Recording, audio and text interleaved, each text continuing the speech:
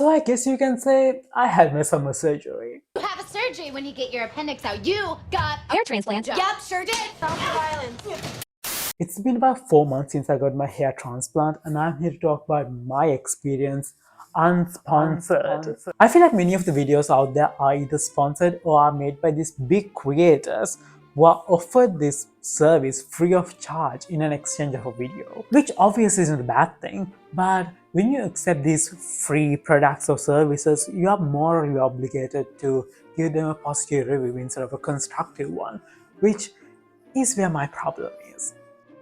I just started filming. Why am I so riled up? Oh, by the way, a disclaimer, I don't have much footage because I wasn't planning on making this video back then, so sorry about that. Obviously, if I miss anything, just comment down below and I will respond to you.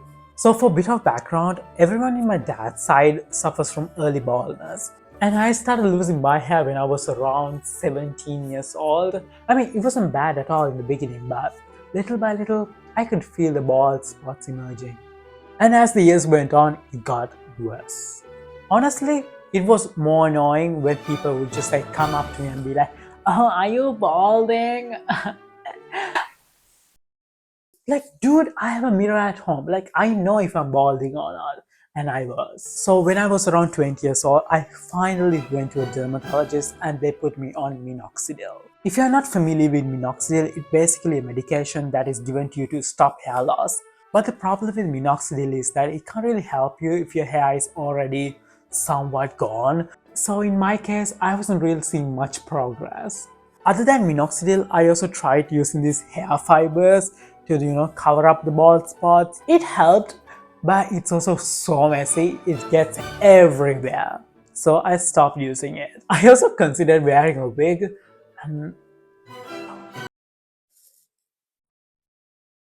You know, you walk out the door. You're not really fine. Yeah, I'm definitely getting a hair transplant. But where do I get one of those?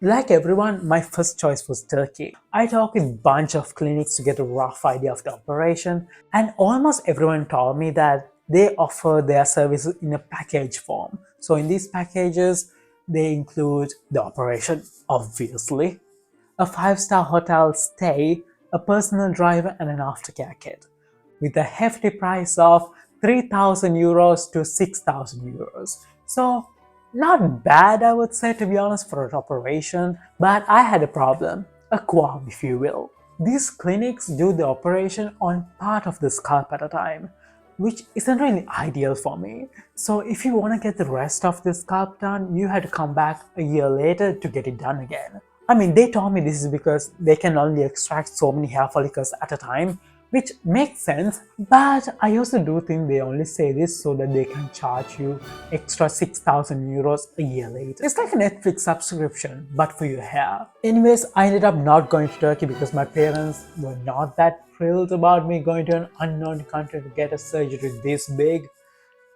Understandable. So I decided to look for clinics in the area that I live, which is Milan, Italy. Yeah, no.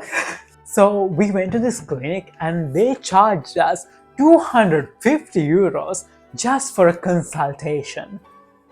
What? And they told us to come back another time to discuss the procedure and pay them 800 euros.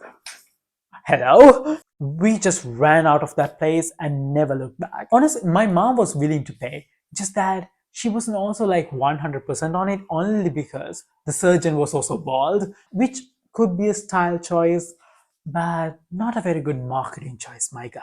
So when I thought all hope was lost, I actually found a clinic in my home country, so I hopped on a plane and went to Sri Lanka. Before we get to the surgery itself, I want to give you a very rough idea on how a hair transplant actually works. A long story short, they take healthy hair follicles from places where the hair is still growing, this area is called the dawn area, and move them into the balding areas. Once those follicles are fully transplanted, they start growing like they're in their original spot, because technically they are. Just remember that once those follicles are extracted from the dawn area, they're not going to grow back because, well, that would really make sense, would it? Anyhow, When we initially discussed with the clinic, they said that we had to do this surgery in 2 parts. But instead of me having to wait a year to get the surgery, they can just do the surgery in 2 consecutive days. And I was very thrilled to not having to go through this again a year later.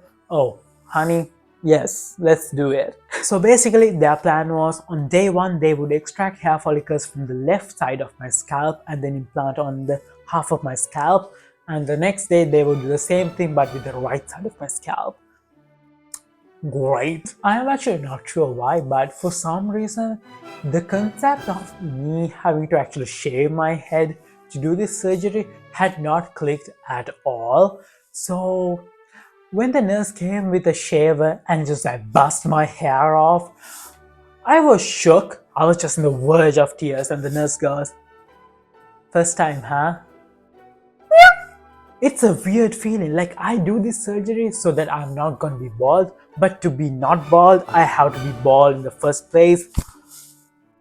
What kind of a matrix is this? So I guess this is the best time as I need to show you my before pictures.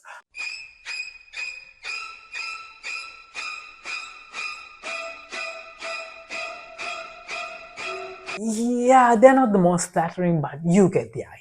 It was the first day of my surgery, and on the outside, I was a happy camper. But on the inside, I was terrified, I was petrified. I just wanted to jump out of a window and die. Anyways, the first thing that they did was to extract the hair follicles. And I have no idea how they did this because I couldn't see anything. So for all I know, they could have probably used like a mini Dyson to suck up my hair follicles from my scalp.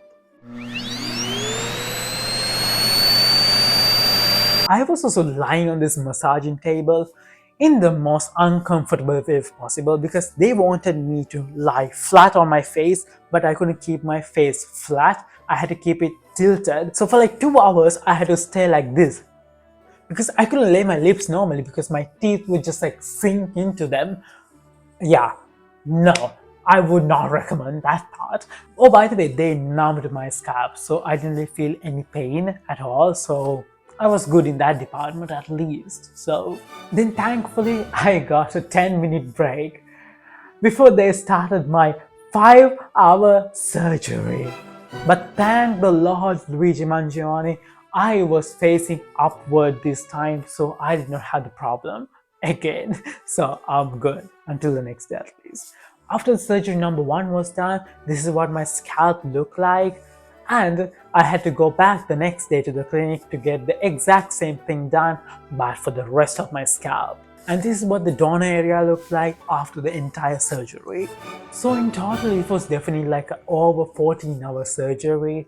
It was rough, but I'm so glad to get this whole thing over and done with in one go. At the time we were discussing the plan, they told me that they were going to extract about 6,000 of my hair follicles. But at the end, they ended up extracting over 7,000 hair follicles. The doctor said I had a big head.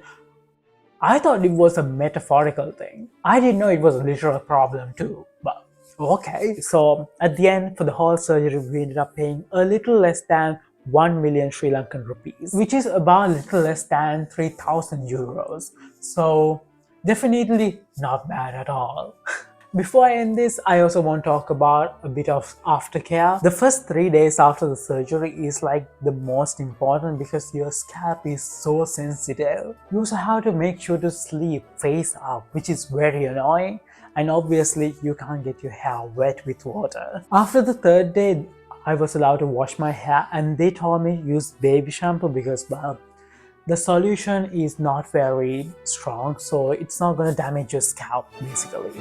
Obviously, you still have to be careful. Like I couldn't go to the gym for about a month because I am walking around with an open wound, so definitely I had to be very careful. Before I got this surgery, I was actually doing some research on what kind of headwear I can wear after the surgery, but this is not very recommended. This is mainly because you're not letting your scalp heal naturally, basically. That's what many people say. Plus, after about a week, you're gonna look somewhat normal, let's say.